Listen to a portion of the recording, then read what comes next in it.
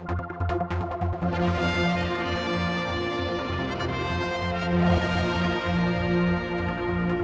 at Braddan Commissioners today with Muriel from Zero Waste Mann and also Mr. Jessopp as part of the Commissioners. We're against all these wonderful wheelie bins that encourage recycling, which has been going on for some time, but you're having another push at it, I understand. Another go at people living in the area.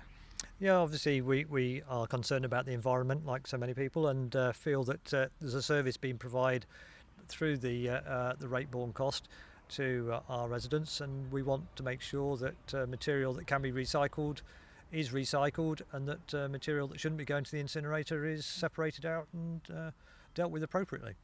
Muriel, you're doing a leaflet campaign then? We've done a leaflet that will go to every household in Braddan, and we're also going to have activities in the parish during the year, because it's a year-long campaign.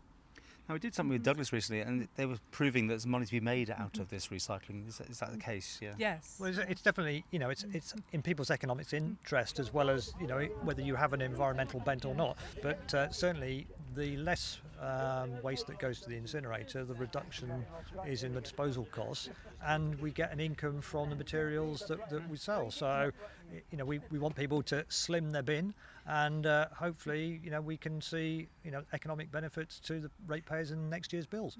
Oh, right. And education is the key to this. People not just throwing it all into the wheelie bin, but to separate it off. Is that what we want to do? Yes. Ideally, to use their curbside boxes and the bring banks, and go to the civic amenity site and take things there and take things away from there. Yes. And we've got Phil Gorn doing cutting the ribbon, symbolic, but this is an ongoing project, then, is it, as such? Well, we've been involved now for 4 or 5 years with the curbside collection. We were one of the first authorities to actually come on board. But certainly, there are benefits for people to make use of the service that we are providing. And are you still going it alone, or do you tie up with other places now? Well, we're still working in cooperation with Douglas Corporation, who provide the service. But hopefully the more people that do it, and we don't mean just in Braddan, the more people that do it through the island, then obviously there are economies of scale there, and it'll become more cost effective for everybody. Any idea of the percentage of people here that actually do it against those who just still skip the whole lot?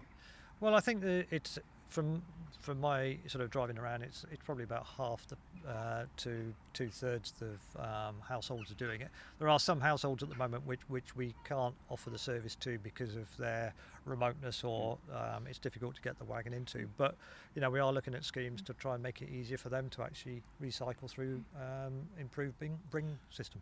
So work still to be done educational wise? Oh yes, always. You've got to encourage people and be positive and keep on giving out the message. Yes.